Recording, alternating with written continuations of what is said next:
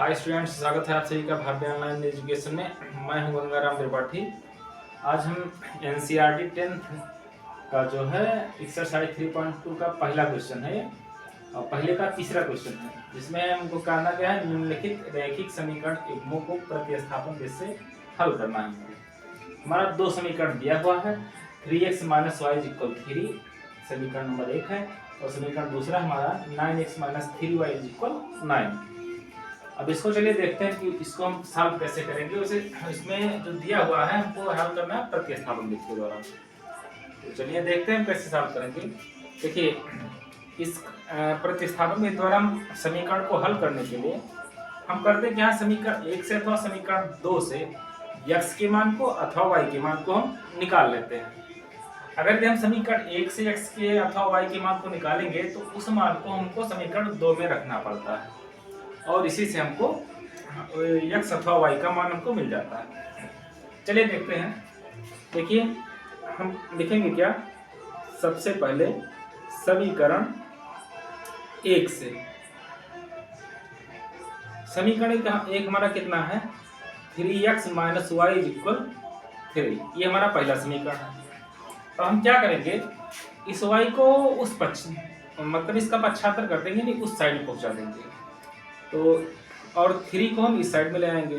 तो 3x, चूंकि ये इधर प्लस में तो इधर आएगा माइनस में हो जाएगा, -3 नहीं इक्वल ये y इधर माइनस में उधर जाएगा प्लस में हो जाएगा, यानी y का मान हमको मिल गया, y = 3x - 3। अब हम क्या करेंगे, इस y के मान को समीकरण 2 में उठा के रख देंगे। y के मान को समीकरण 2 में रखने पर हम क्या करेंगे, समीकरण 2 में रख देंगे इस y के मान को।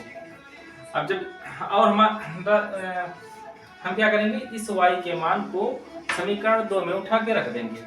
अब देखिए, हमारा समीकरण 2 क्या है, समीकरण 2 है हमारा 9x - 3y = 9। अब देखिए, हमारा y का मान कितना है, 3x - 3 है। अब इस समीकरण 2 में हम क्या करेंगे, 9x - 3, चूंकि y का मान कितना है, 3x - 3, तो हम क्या करेंगे, y के स्थान पर यहाँ पर रख देंगे 3x - 3 = 9।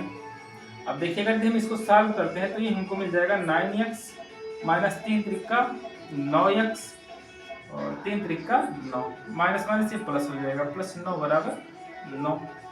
चूंकि देखिए ये x प्लस में है और ये 9x माइनस में है, क्योंकि प्लस माइनस में है इसलिए क्या होगा, घट जाएगा, तो ये कैंसिल हो जाएगा, यानी 9 बराबर हमको मिल गया 9।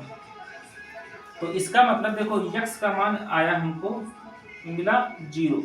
यहाँ पर हमको अब हम क्या करेंगे, इस x के मान को समीकरण 1 में रखते हैं अथवा समीकरण 2 में रखते हैं।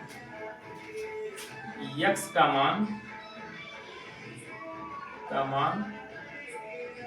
समीकरण 1 में रखने पर, अगर हम x के मान को समीकरण 1 में रखते हैं तो देखिए हमारा समीकरण एक कितना है, 3x - y = 3। x का मान आया 0, यानी 3 × 0 - y = 3। ये हो जाएगा 0 - y = 3, यानी -y का मान आ गया 3।